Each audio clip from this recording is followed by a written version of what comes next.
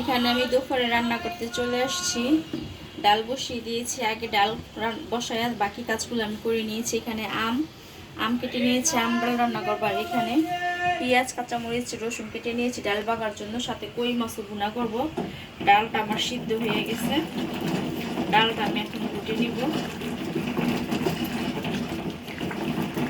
প্রতিদিনই কিন্তু আমরা এখন আম ডাল রান্না করি। আম ডালটা হলে খুব ভালো লাগে খেতে। প্রচন্ড গরম, শুধু এই আম ডাল দিয়ে পেট ভরে ভাত খাওয়া যায়। এখন আমি কাঁচা আমগুলো দিয়ে দিয়েছি, আর এই যে কাঁচামরিচগুলো দিয়ে দিব।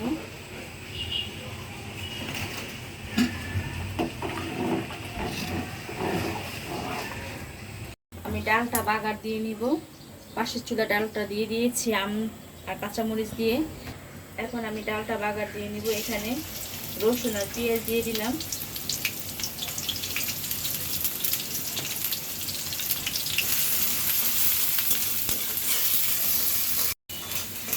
রসুন আর পেঁয়াজটা বাদামি করে ভেজে নিব ডাল বাগার দেওয়ার জন্য। আর এখানে আমি সকালবেলায় যে আচার টাচার বয়মে ভরে আদা নিয়েছিলাম 2 কেজি। এখানে আদাটা আমি কেটে পরিষ্কার করে ধুয়ে পানি জড়ো দিয়ে রেখেছিলাম, এখন ফ্রিজে রেখে দিব। আমি একবার একসাথে 2-3 কেজি আদা কিনে এভাবে কেটে ফ্রিজে রেখে দিই। আমার যখন লাগে তখন আমি 1 প্যাকেট করে সাথে রসুন কেটে ব্লেন্ডার করে নিই। রান্না করতেছি ফাঁকে ফাঁকে কিন্তু এই কাজগুলো গুছাই নিচ্ছি। যে আমি 2টা পলিথিন নিয়েছি, 2 ব্যাগ পলিথিনের মধ্যে রেখে দিব। আর একদম হাওয়াটা বের করে রাখতে হবে। প্যাকেট হয়েছে, আমি এটা ফ্রিজে রেখে দিব। আর এখানে আমার ডালটা বাগার দিয়ে নেব।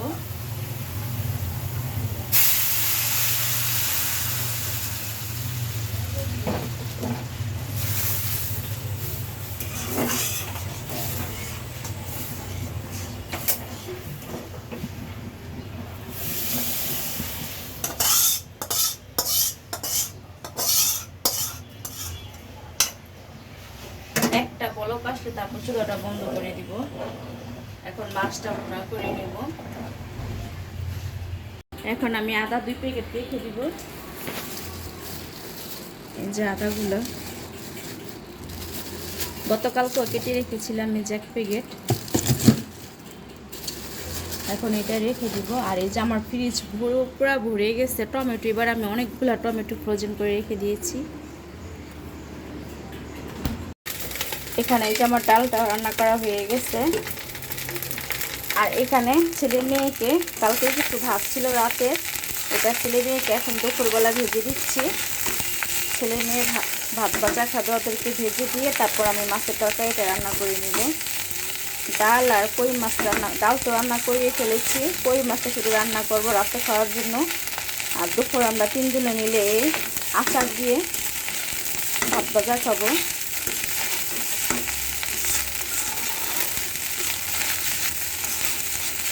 আমার ছেলে মেয়ে ভাত ভাজা এত পছন্দ করে, ওদেরকে 3 বেলা ভাত ভাজা দিলে 3 বেলায় ভাত ভাজা খাবে।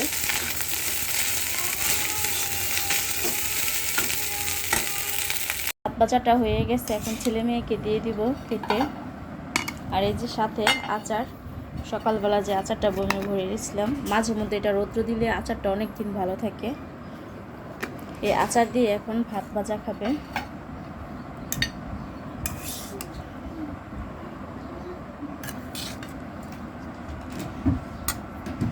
এই যে সাফন গোসল করে আসছে, এখন আচারটা দিব ওদেরকে।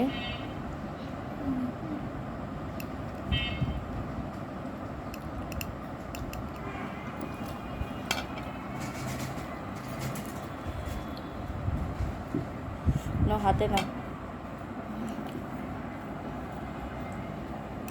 অল্প অল্প করে দিলাম বাবা, ঝাল ঠিক আছে।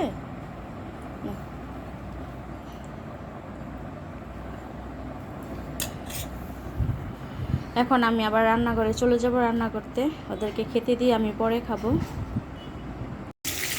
এখানে কই মাছ ভুনা করবো, আমি কই মাছ একটু হালকা ভেজে নিচ্ছি।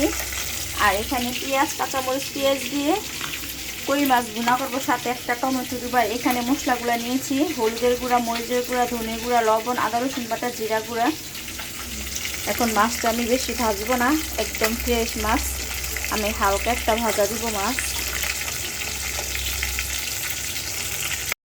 এখানে মাছগুলা ভেজে তুলে রাখছি। আর এখানে পেঁয়াজটার সাথে আমি কাঁচামরিচ, দুটা কাঁচামরিচ কেটে দিয়েছি, আর সাথে একটা টমেটো দিয়েছি। একটু ভেজে তারপর গুঁড়া মশলাগুলো দিয়ে দিব। পেঁয়াজটা আমার নরম হয়ে গেছে, এখন আমি পানি দিয়ে দিব মশলা কষানোর জন্য। আর এখানে আমি কই মাছ ভুনা করার জন্য যে মশলাগুলো নিয়েছি, এখন সবগুলো মশলা দিয়ে দিব। এই মশলাগুলো দিয়ে একটু ভালো করে মশলাটা কষিয়ে নিব।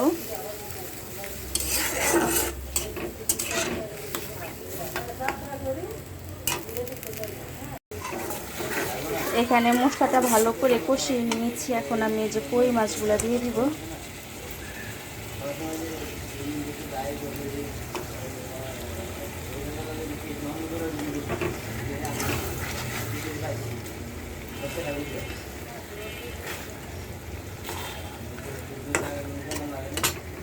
অল্প করে পানি দিয়ে দিব।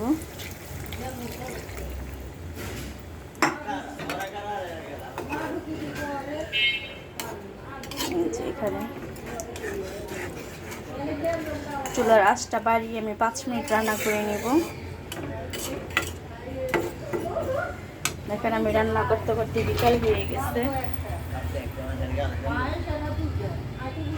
আস্তে আস্তে রান্না করতেছি, বাচ্চারা যেহেতু ভাত ভাজা খেয়েছে, রাতের বেলা খাবো, এই জন্য একটু আস্তে আস্তে রান্না করতেছি। এখানে আমার কই মাছ ভুনাটা হয়ে গেছে, আমি একটু ভাজা জিরা গুঁড়া দিয়েছি উপরে। আমার কই মাছটা রান্না করা হয়ে গেছে, আমি একটা বাটিতে এখন বেড়ে রাখবো। আর এখন বিকালে খাওয়ার জন্য মটরশুঁটিটা বাগার দিয়ে রাখবো।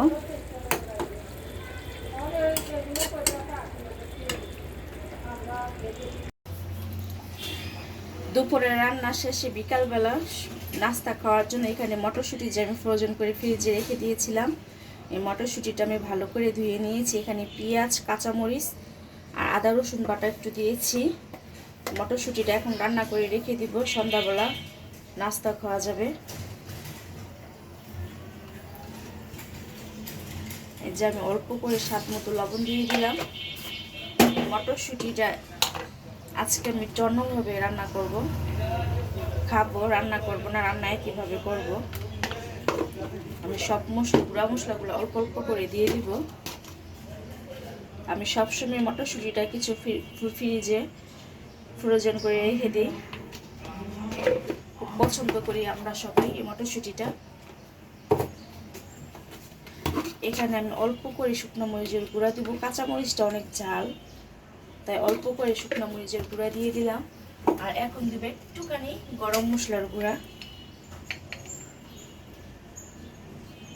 এই যে অল্প করে গরম মশলার গুঁড়া দিয়ে দিলাম। তেল দেওয়া হয় না, তেলটা দিয়ে দিব, আমি একবারে মাখাই বসাই দিব।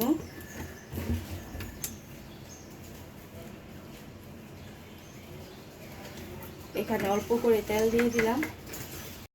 এখন ভালো করে মটরশুঁটির সাথে মশলাটা মিক্সড করে দিব। এই মটরশুঁটি বাগার দিয়ে মুড়ি দিয়েও খাওয়া যায়, কিন্তু অনেক মজা লাগে।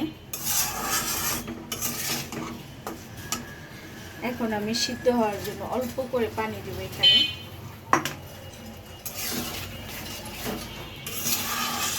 সন্ধ্যার পর চুলা ধরানো যায় না। সাফন ড্রয়িং রুমে পড়তে বসে সাফনের টিচার আসে, তখন পুরা ঘর গরম হয়ে যায়, তাই আমি বিকালবেলা এই মটরশুঁটিটা রান্না করে রেখে দিচ্ছি।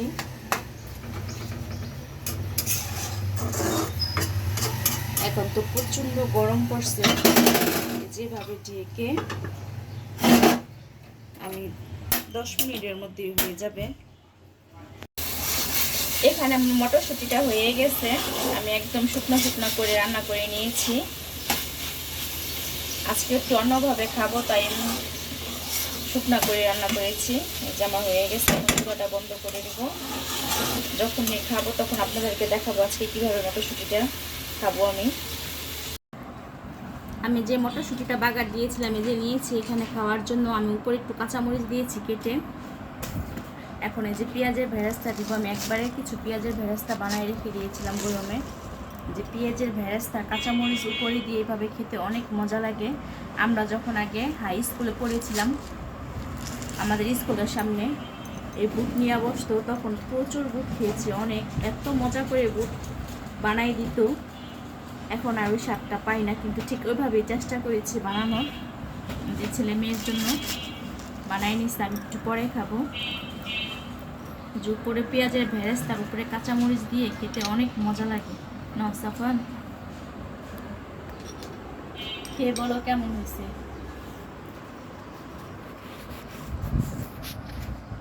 পুরোটা মাখাতে হয় না, সাইড দেখো।